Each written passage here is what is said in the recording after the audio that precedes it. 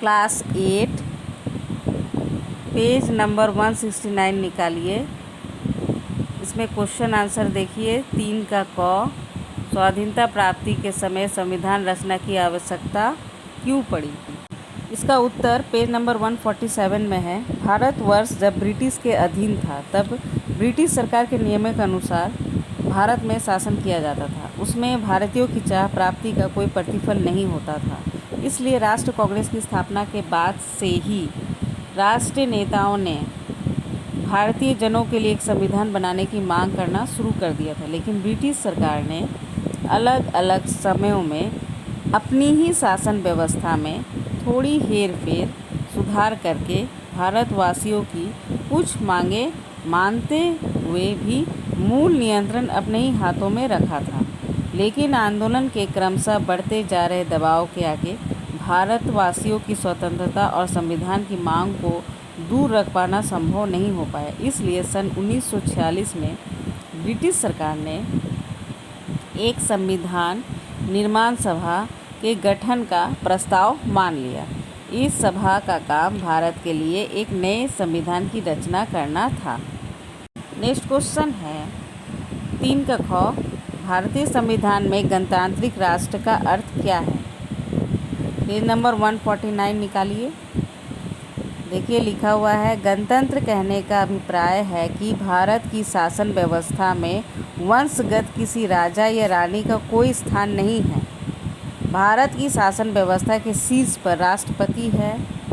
वे राष्ट्रपति भी भारत के लोगों द्वारा अप्रोच रूप से चुने जाते हैं। संविधान के अनुसार भारत के शासन तंत्र का स्रोत एवं रक्षक भारतीय जनगण है, अर्थात भारत के साधारण नागरिक है। इसे संविधान में गणतंत्र शब्द का प्रयोग है। नेक्स्ट क्वेश्चन है 3 का ग, भारत को धर्मनिरपेक्ष राज्य क्यों कहा जाता है? पेज नंबर 148 निकालिए। धर्मनिरपेक्ष कहने का तात्पर्य यह है कि भारत के राष्ट्र के रूप में अपना कोई धर्म नहीं है। किसी धर्म विशेष का होकर बोलना या उसका विरोध करना, इनमें से कुछ भी राष्ट्र नहीं करेगा। प्रत्येक नागरिक अपने विश्वास के अनुकूल धर्म आचरण कर सकता है। नेक्स्ट क्वेश्चन है 3 का घ, महात्मा गांधी ने दलितों को अधिकार दिलाने के लिए क्या क्या प्रयत्न किए थे? पेज नंबर 155 निकालिए। सामाजिक अस्पृश्यता को राजनीति का हिस्सा सर्वप्रथम गांधी ने बनाया।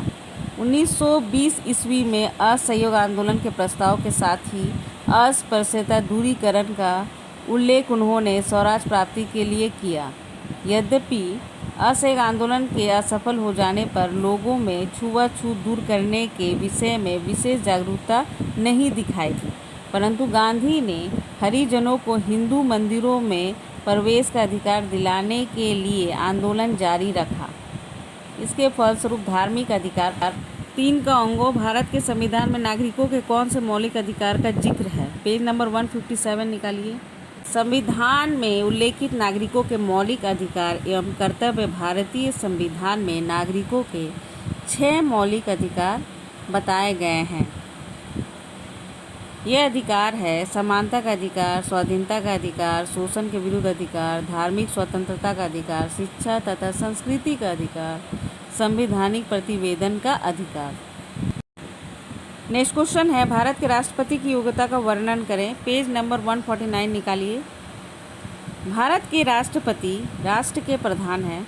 राष्ट्रपति राष्ट्र के प्रतिनिधित्व करते हैं। एक विशेष पद्धति द्वारा भारत के राष्ट्रपति को 5 वर्षों के लिए चुना जाता है। एक ही व्यक्ति राष्ट्रपति के रूप में एकाधिक बार चुने जा सकते हैं। राष्ट्रपति पद का प्रार्थी होने के लिए किसी व्यक्ति को 35 वर्ष का वयस्क भारतीय नागरिक तथा लोकसभा में चुने जाने योग्य होना चाहिए। उन्हें किसी भी सरकारी लाभजनक पद पर नहीं रहना होगा।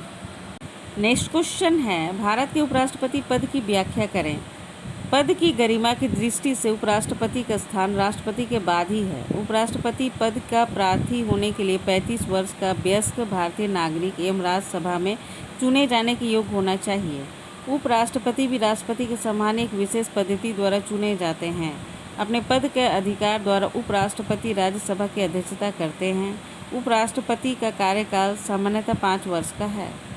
नेक्स्ट क्वेश्चन है, राज्य के राज्यपाल के कार्यों का वर्णन करें। पेज नंबर 150 निकालिए। राज्य की शासन व्यवस्था में सर्वोपरि स्थान राज्यपाल का है।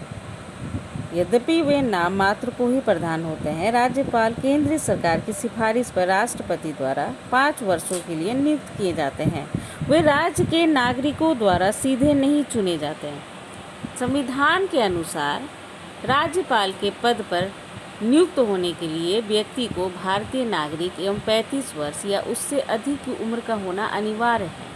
उसे केंद्र अथवा राज्य सरकार में सेवारत नहीं होना चाहिए। उसे किसी भी केंद्रीय या राजकीय संस्था से स्वयं के लाभ के लिए जुड़ा नहीं होना चाहिए। किसी भी राज्य का राज्यपाल ही मुख्यमंत्री की नियुक्ति करता है। मुख्यमंत्री की सहायता से वह मंत्रिमंडल के अन्य सदस्यों को चुनाव करता है। इसके अलावा राज्यपाल राज्य के विभिन्न उच्च तथा सम्मानित पद पर सुयोग्य व्यक्तियों की नियुक्ति करता है। यदि राज्य में विधान परिषद है तो राज्यपाल कुछ विशिष्ट व्यक्तियों को वहां भी नियुक्त करता है।